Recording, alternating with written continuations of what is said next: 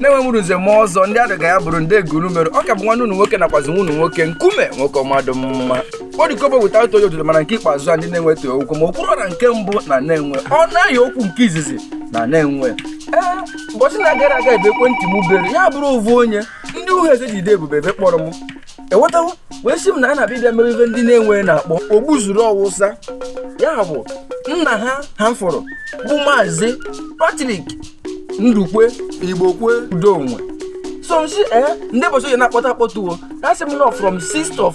January ruo na 8th of January 2025 mgbe na-akpọta akpọtụ n'obodo Eziekpo field mgbe chi ha na mkpụ nkume nwoke mmadụ mma na-abịa ebe a mbọchị ahụ ka mụtakwa mmiri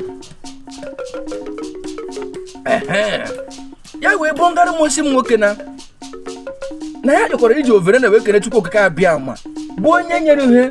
ikuke nyekwe ha ego ha rụfụta n'obibi ọzọ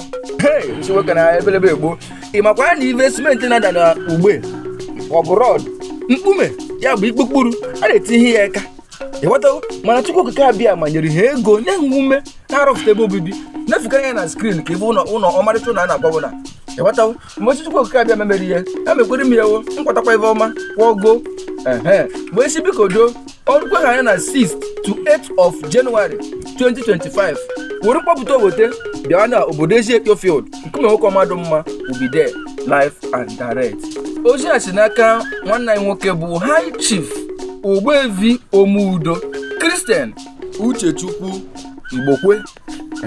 n'ahịa ezinụlọ ma onye gbasara ozi ya bụ nwanne anyị nwoke Chief Dr. Igbokwe Linus Ogbonna ya omemgbe o ji nke mbụ n'Uheze na-enwe ọsụrụ ụzọ nke mbụ na Aba Chief Executive Officer Neiman Commodities Limited asị m ya mara anyị na mma onye afụrụ taa dododo chifụkwa ya echi dịka na-enweta ozi a tụsịara m ya metụrụ m aka na share button onye ọzọ nwere ike enweta ya gaziere onye afụrụ taa chifụkwa ya echi nkume nwoke mmadụ mma sexy